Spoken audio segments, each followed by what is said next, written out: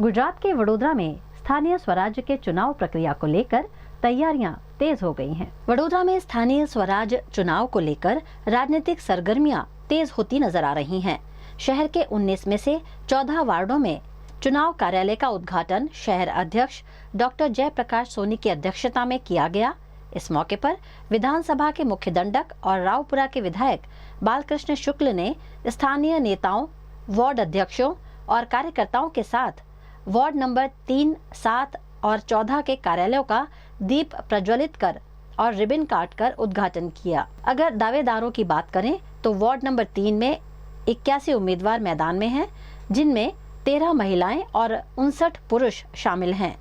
वहीं ward number 7 में 70 दावेदार हैं, जिनमें 23 महिलाएं और 47 पुरुष हैं, जबकि वार्ड 14 में 62 उम्मीदवार हैं, जिनमें 14 महिलाएं और 48 पुरुष शामिल हैं। इस दौरान बालकृष्ण शुक्ल ने कहा कि जिसे भी टिकट मिलेगा उसे जिताने के लिए सभी मिलकर काम करेंगे।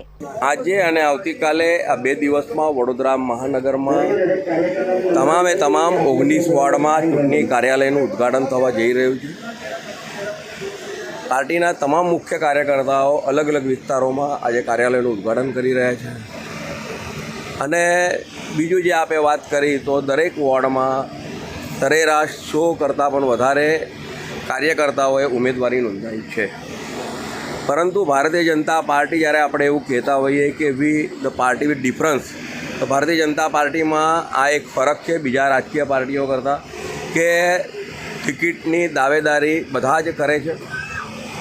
राजकारण में होय तो महत्वाकांक्षा राखवी एक गुनो नहीं बनतो, परंतु जेने पण टिकिट मळे छे तमाम कार्यकर्ताओ एमनी पालखी लईने निकळे छे અને જે પણ ઉમેદવાર પાર્ટી મૂકે એ કમળને જોઈને પાર્ટી એને જંગી બહુમતીથી જીતાડે છે।